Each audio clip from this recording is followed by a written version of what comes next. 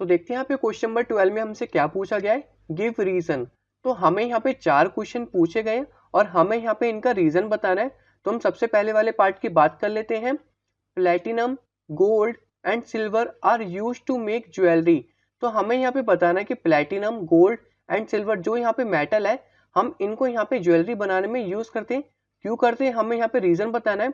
Platinum, gold and silver are used to make jewellery because they are very lustrous. तो lustrous means माने यहाँ पे क्या होता है, जो यहाँ पे शाइनिंग मेटल होते हैं उनको यहाँ पे क्या बोला जाता है, लस्ट्रस बोला जाता है। मतलब वो यहाँ पे क्या करते हैं, काफी चमकते हैं, इसलिए यहाँ पे इनको यूज किया जाता है। और सबसे बड़ी खास बात है कि इनमें यहाँ पे जंग नहीं लगता। Also they are less reactive and do not corrode easily, इसलिए हम यहाँ पे इनको ज्वेलरी बनाने में यूज करते हैं। अब हम यहाँ पे देख लेते हैं बी पार्ट में क्या पूछा गया है। Sodium, potassium and lithium are stored under oil. तो यहाँ पे सोडियम हो गया, पोटेशियम हो गया, लिथियम हो गया, इनको हम यहाँ पे ऑयल में स्टोर करके क्यों रखते हैं वो हमें यहाँ पे बताना है। Sodium, potassium and lithium are very reactive metal, इसलिए रखते हैं क्योंकि ये काफी रिएक्टिव मेटल होते हैं। Which react with the atmospheric moisture when kept in the open and produce fire as well.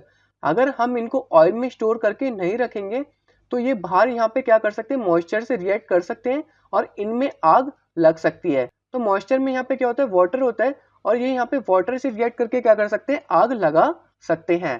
So these are always kept in kerosene oil to prevent their reaction with air and to prevent accidental fires. तो इनको हमेशा kerosene oil के अंदर dip करके रखा जाता है, क्योंकि यहाँ पे अगर वो बाहर रहेंगे तो यहाँ पे आग लग सकती है, और कभी अचानक से भी आग लग जाए तो हमें यहाँ पे काफी परेशानी हो सकती है। अब हम यहाँ पे बात कर लेते हैं सी पार्ट में क्या पूछा गया है। Aluminium is a highly reactive metal yet it is use to make utensils for cooking.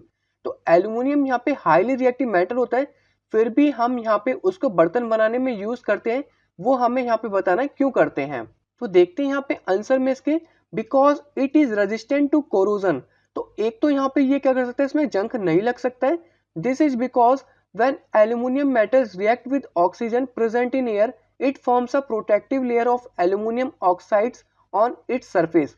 तो यहाँ पे होता क्या है, जो हमारा एल्यूमिनियम मेटल होता है वो यहाँ पे ऑक्सीजन से रिएक्ट करके एक तरह का वहाँ पे एल्यूमिनियम ऑक्साइड बना देता है, जिससे कि वहाँ पे जंग नहीं लगता है। This oxide layer is very stable and makes the aluminium metal resistant to corrosion. तो यहाँ पे जंग ना लगने के कारण हम इसके यहाँ पे यूटेंसिल्स बनाते हैं। तो देखते हैं यहाँ पे डी पार्ट में क्या पूछा गया है। Carbonate and sulphide ores are usually converted into oxides during the process of extraction.